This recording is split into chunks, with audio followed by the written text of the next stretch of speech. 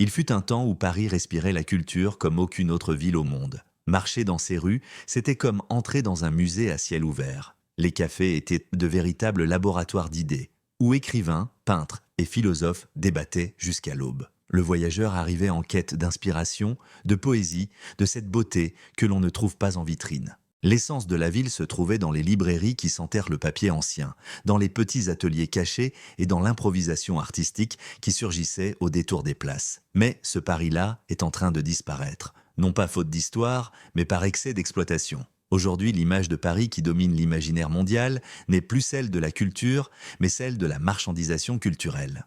La ville qui célébrait autrefois les artistes célèbre désormais les files d'attente. File pour la Tour Eiffel, pour le Louvre, pour une simple photo devant un café instagrammable. L'art a laissé place au marketing. Le symbolique cède la place au contenu destiné aux réseaux sociaux. Paris n'est plus le berceau de la culture, c'est le décor d'une culture emballée pour la consommation instantanée. Les musées, autrefois des temples de contemplation, fonctionnent aujourd'hui comme des usines à flux touristique. Le visiteur ne contemple plus un tableau. Il se bat pour quelques centimètres afin de prendre une photo. Les chefs-d'œuvre sont devenus des arrière-plans. L'expérience culturelle s'est dissoute dans la précipitation et dans les coûts. Un simple billet pour des attractions autrefois populaires est devenu prohibitif. Ce qui devrait être une rencontre avec l'art s'est transformé en un processus logistique. Horaires obligatoires, QR code à scanner, couloirs bondés de gens qui sont là plus par obligation que par admiration. Dans les quartiers historiques, les petits ateliers et les librairies indépendantes se sont remplacés par des chaînes mondiales qui vendent les mêmes produits que dans n'importe quelle métropole. La bohème disparaît silencieusement, écrasée par des loyers agressifs, la gentrification et une politique urbaine qui privilégie le touriste à fort pouvoir d'achat au détriment des habitants et des voyageurs en quête d'authenticité. L'artiste qui autrefois façonnait l'âme de la ville lutte désormais pour trouver sa place entre les boutiques de luxe. Même la gastronomie, pendant des décennies un véritable rituel culturel, est devenue un spectacle. Les restaurants traditionnels ont été engloutis par le tourisme de masse, et beaucoup de bistrots célèbres ne servent plus les habitants depuis longtemps. Aujourd'hui, une grande partie du romantisme parisien est soigneusement scénarisée, emballée, vendue et repostée. Ce qui était spontané semble désormais décoré. Ainsi, Paris risque de devenir victime de sa propre réputation. Un lieu qui expose encore la culture, mais qui la vit rarement. Une vitrine brillante, mais creuse, une ville dont le charme existe de moins en moins dans la réalité et de plus en plus dans la mémoire de ce qu'elle fut. Pendant des décennies, Paris a régné en maître comme la destination incontournable de tout voyageur posant le pied en Europe. La promesse était claire, glamour, culture, histoire et un charme inimitable. Mais peu à peu, ce qui semblait irremplaçable a commencé à affronter une concurrence qui a grandi en silence et très vite. Aujourd'hui, la réalité est autre. Paris n'est plus seul au sommet, et pour de nombreux touristes, elle n'est même plus le meilleur choix. L'Europe a ouvert la voie à une nouvelle génération de villes qui offrent des expériences tout aussi riches que celles de Paris, mais avec des prix, une accessibilité et une authenticité bien supérieures. Lisbonne, par exemple, a conquis le monde.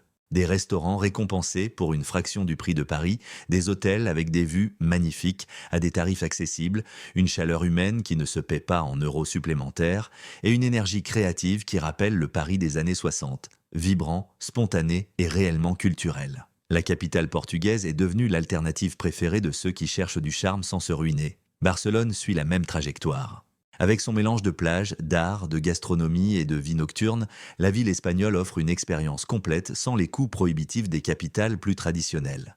Stockholm, Prague, Budapest, Cracovie et même des villes plus petites comme Ljubljana ou Porto sont passées du statut de destination secondaire à celui de choix stratégique, qualité supérieure, prix juste et un sentiment d'authenticité que Paris a perdu en se transformant en parc thématique à ciel ouvert. Le phénomène ne se résume pas au coût, il s'agit d'expérience. Beaucoup de villes européennes ont compris que le voyageur moderne recherche un sentiment d'appartenance, non pas seulement des points touristiques. Il veut des rues qui portent encore la vie locale, et non des parcours délimités par des guides et des files interminables. Il veut manger où les habitants mangent, boire là où la musique naît, se promener dans des quartiers qui ne ressemblent pas à des décors soigneusement fabriqués pour des photos. Et tandis que ces destinations gagnent en popularité, Paris reste à la traîne, prisonnière d'un modèle saturé. De plus, la facilité de transport en Europe a accéléré cette transformation. Les compagnies low cost relient n'importe quel pays pour des prix dérisoires. Un touriste peut choisir entre payer des centaines d'euros pour un week-end à Paris ou la moitié pour passer des jours tout aussi inoubliables à Vienne, Bruxelles ou Amalfi. La logique financière est implacable et la frustration envers Paris l'est encore plus. Ce qui autrefois était un choix évident est aujourd'hui remis en question. La ville lumière continue de briller, mais son éclat n'aveugle plus les autres. Désormais, elle partage l'attention avec des destinations qui offrent plus pour moins. Et qui, contrairement à Paris, n'ont pas oublié que le touriste n'est pas simplement un portefeuille ambulant. Il fut une époque où Paris semblait chargé d'une magie difficile à expliquer. Une magie qui ne s'achetait pas, ne se vendait pas, ne se photographiait pas, elle se ressentait. Un charme simple, presque accidentel. Des cafés étroits où les écrivains passaient des heures à regarder la pluie, des librairies qui semblaient garder de vieux secrets, des marchés de rue où chaque vendeur connaissait le quartier par son prénom. Ce Paris a existé. Et c'est précisément cette version de la ville qui, peu à peu, est en train de disparaître. Le problème n'est pas que les bâtiments ont changé, la plupart sont toujours là. L'architecture reste imposante, les monuments demeurent, les ponts reflètent encore le coucher du soleil sur la Seine. Ce qui a changé, c'est l'âme du lieu. Le charme parisien n'était pas dans les façades, mais dans le quotidien. Et ce quotidien est absorbé par la standardisation touristique et la pression économique qui transforment la vie réelle en décor. Les petits cafés familiaux, avec leurs menus écrits à la main et leurs serveurs qui traitaient les clients comme des habitués, ferment leurs portes. À leur place apparaissent des établissements qui vendent l'expérience parisienne, mais qui n'en font plus vraiment partie. Ils imitent de l'esthétique mais pas l'esprit. La bohème a laissé place à une décoration calculée, à des prix exorbitants et à un service impersonnel. C'est un Paris conçu pour la photo, non un Paris conçu pour être vécu. Dans les quartiers les plus célèbres, comme Montmartre, le quartier latin ou Saint-Germain-des-Prés, la transformation est encore plus évidente. Les artistes de rue ont été remplacés par des files de touristes qui disputent le même angle pour le même poste sur le même réseau social. Des rues autrefois inspirantes pour les romanciers servent maintenant de couloirs touristiques, où le visiteur peine à marcher sans heurter quelqu'un tenant un trépied.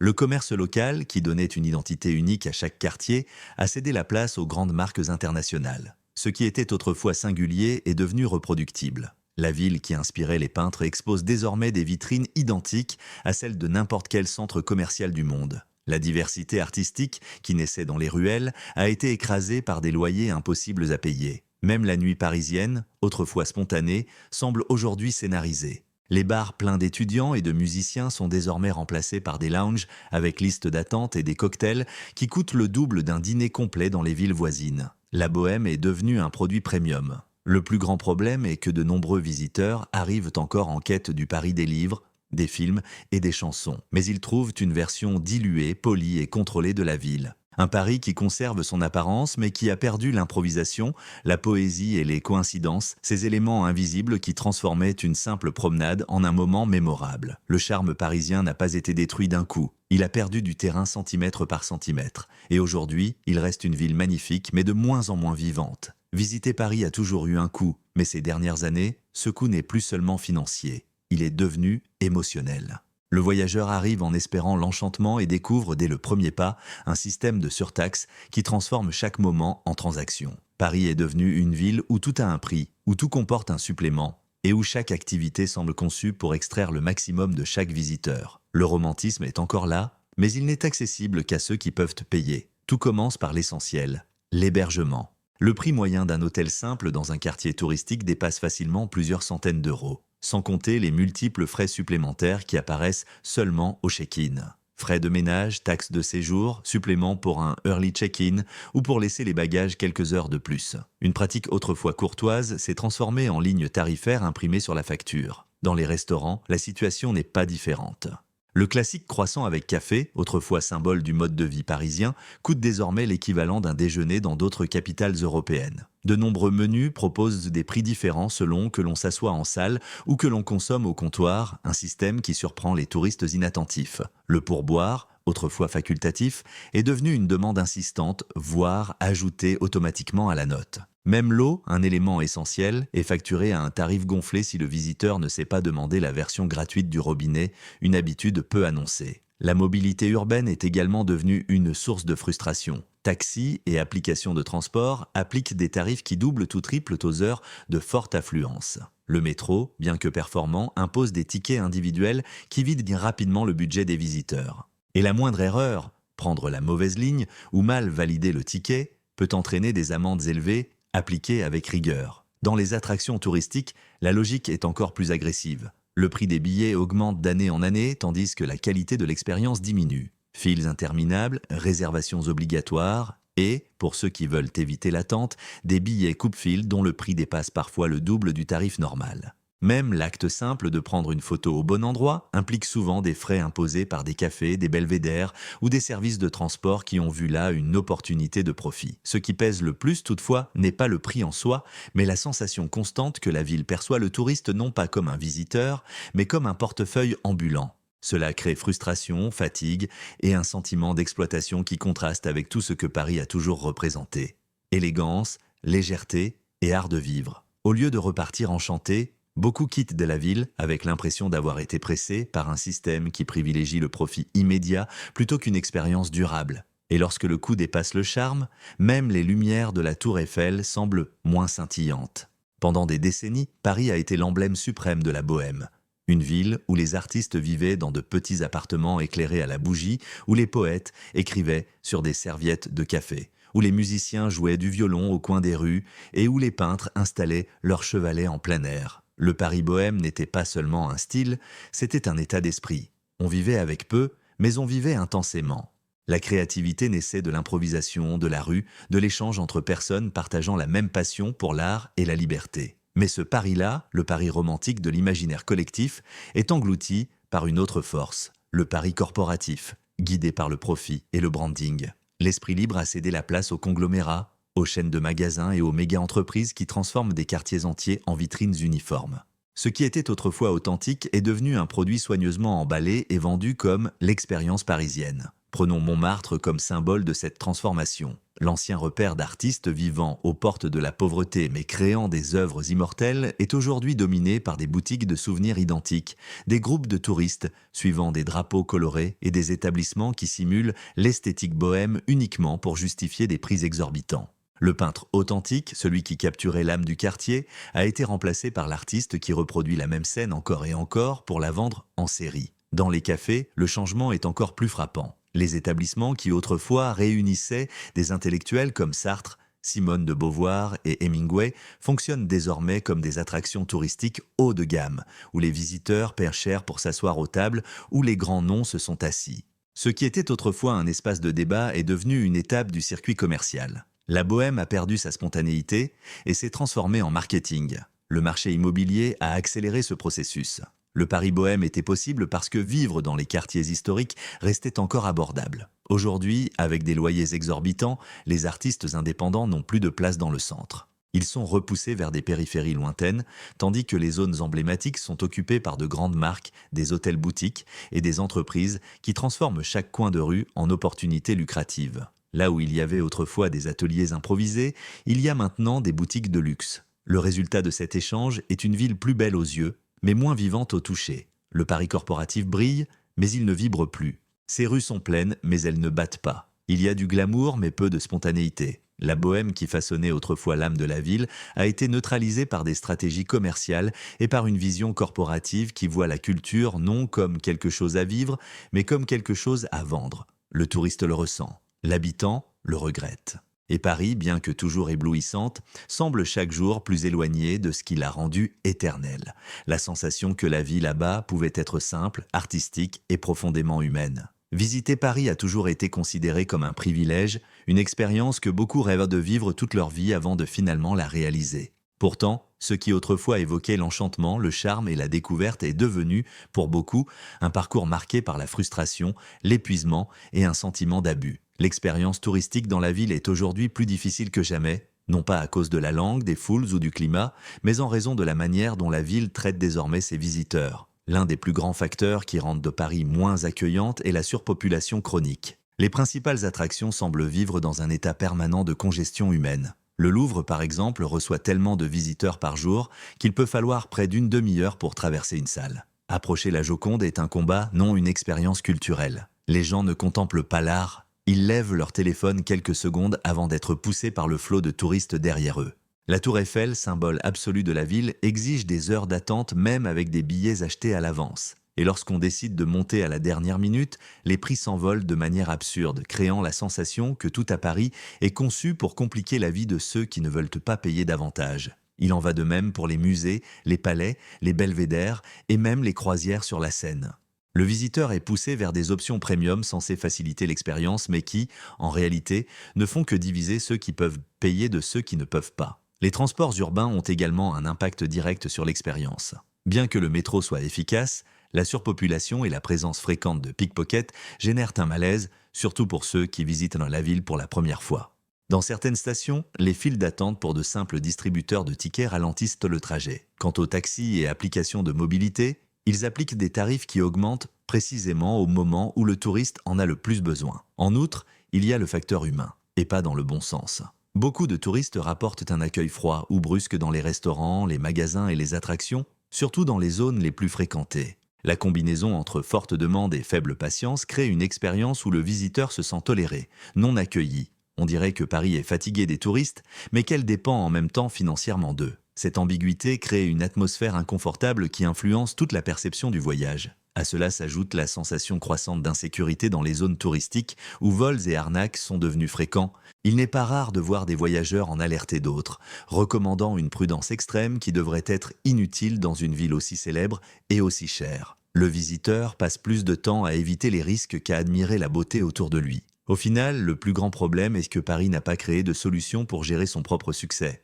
La ville continue d'attirer des millions de personnes, mais ne les accueille pas avec l'attention, les infrastructures et le respect nécessaires. Le résultat est un tourisme éprouvant et souvent décevant. Une expérience qui exige patience, argent et résilience émotionnelle. La ville lumière reste magnifique, mais jamais il n'a été aussi difficile de percevoir son éclat derrière les barrières imposées aux visiteurs. Paris a toujours été célébré comme la ville de la liberté, de l'égalité et de la fraternité. Un endroit où le luxe coexistait avec le quotidien et où n'importe qui, quelle que soit sa classe sociale, pouvait se sentir partie prenante de l'expérience parisienne. Mais cette réalité a radicalement changé. La ville qui accueillait autrefois des voyageurs de toutes conditions envoie aujourd'hui un message silencieux, mais clair: Paris est toujours à vous, à condition que vous puissiez la payer. La transformation a commencé lentement, presque imperceptiblement. Des hôtels traditionnellement abordables ont augmenté leurs prix à des niveaux absurdes. Des restaurants qui étaient autrefois des refuges pour étudiants et artistes sont devenus des lieux élitistes où un repas simple coûte l'équivalent d'une journée entière de travail dans de nombreux pays. Même des activités basiques, comme visiter des monuments ou se promener dans des quartiers célèbres, exigent désormais des dépenses totalement déconnectées de la réalité de la classe moyenne mondiale. Aujourd'hui, Paris a été reconfiguré pour l'élite internationale. Des quartiers comme Le Marais, Saint-Germain et une partie de Montmartre sont devenus des vitrines de consommation excessive. Des boutiques de luxe occupent les espaces autrefois réservés au commerce traditionnel. Des hôtels 5 étoiles fleurissent comme des roses dorées. Les cafés historiques affichent des prix qui défient le bon sens. La ville s'est adaptée pour plaire aux milliardaires, investisseurs, héritiers et influenceurs de haut niveau, des personnes qui consomment sans compter. Pendant ce temps, le touriste ordinaire fait face à un scénario hostile. Des chambres minuscules coûtent des sommes exorbitantes. Tout déplacement, repas ou billet demande une planification financière rigoureuse. Même marcher dans les zones touristiques est devenu un défi, avec des commerces hyper commercialisés et des prix gonflés qui transforment chaque arrêt en décision budgétaire. Le plus inquiétant est que Paris n'est pas seulement devenue chère,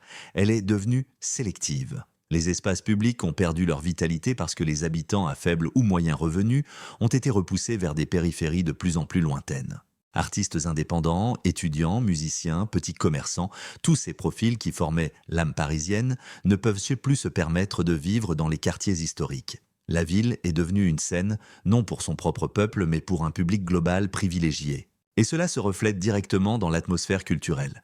Des événements autrefois populaires sont devenus VIP, des restaurants traditionnels adoptent des menus dégustation premium, des cafés introduisent des réservations et des files prioritaires. Même l'art urbain, qui naissait spontanément dans les rues, est désormais contrôlé, organisé, vendu et sponsorisé. Le contraste est douloureux. Le Paris qui a inspiré films, romanciers et voyageurs semble désormais inaccessible pour le même type de personnes qui le célébraient autrefois. La ville est devenue un terrain de jeu doré pour ceux qui peuvent dépenser sans réfléchir, et un labyrinthe de coûts pour ceux qui doivent y calculer chaque pas. Le plus ironique, c'est qu'en orientant ses efforts pour attirer les plus riches, Paris risque de perdre précisément ce qui la rendait irrésistible, sa diversité humaine. Ce qui créait son charme, ce n'était pas le luxe, mais la coexistence de toutes les classes, toutes les cultures, toutes les histoires. Sans cela, Paris peut continuer de briller, mais ce sera une lumière froide, distante et réservée à quelques-uns.